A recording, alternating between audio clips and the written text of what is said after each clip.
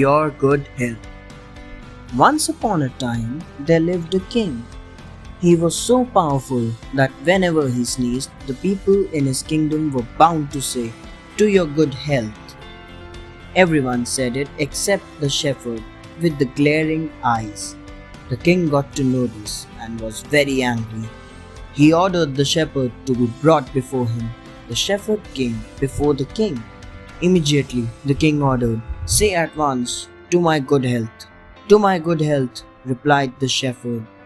To mine, you fool, you stupid," shouted the king. To mine, your majesty," said the shepherd. Lord Chamberlain, who was hearing everything, interfered. "Say at once, 'To your good health, your majesty.' If you don't say it, you will be killed." The shepherd was clever and said, "No, I won't say it till I get the princess for my wife." The princess, who was sitting beside the king, started laughing. The shepherd and the bear. The king ordered that the shepherd be thrown into the pit with the white bear. The guards took him away and pushed him into the pit with the white bear. The bear was very hungry and rushed towards the shepherd.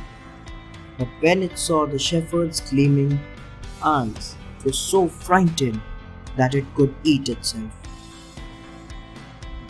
Scared, the bear sat at the corner and gazed at the shepherd. The shepherd felt that if he took his eyes off the bear, it would eat him up. So to keep himself awake, he started singing, and the night went by. The next morning, Lord Chamberlain came to the pit and was shocked to see the shepherd alive. He asked him how he survived the attack of the bear, but the shepherd kept mum.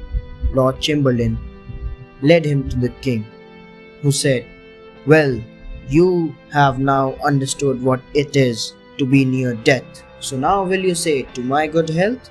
But the shepherd answered, "I will say it only if you get me married to the princess."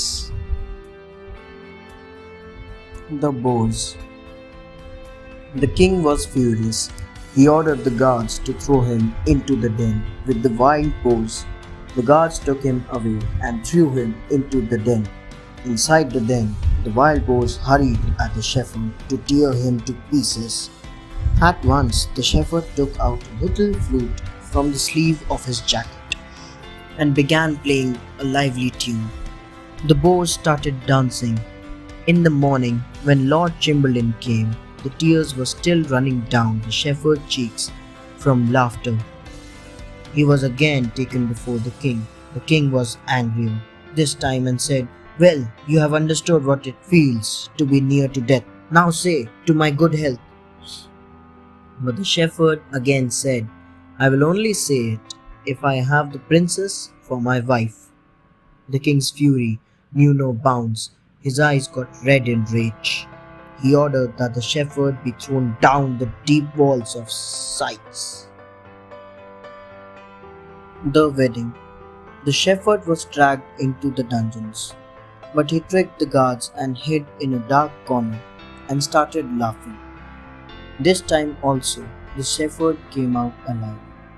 The king said, "Well, now you have been near 100 deaths. Will you say, 'To your good health'?" But the shepherd gave the same answer only. The king now tried to give the shepherd silver, gold, and diamonds, but his answer was the same. Finally, the king said, "I will give you the princess as wife, but then you really and truly must say, 'To your good health.'"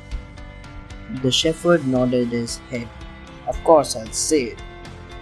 The king was delighted. His happiness knew no bounds. There was a grand wedding which no one had ever seen before. As per the custom, the groomsmen brought the great boar's head on a big dish and placed it on the table before the king. "To your very good health," said the shepherd. But the king was pleased. After the king's death, the shepherd succeeded him. Thanks for watching. Do like, share, subscribe to Sahil Book House.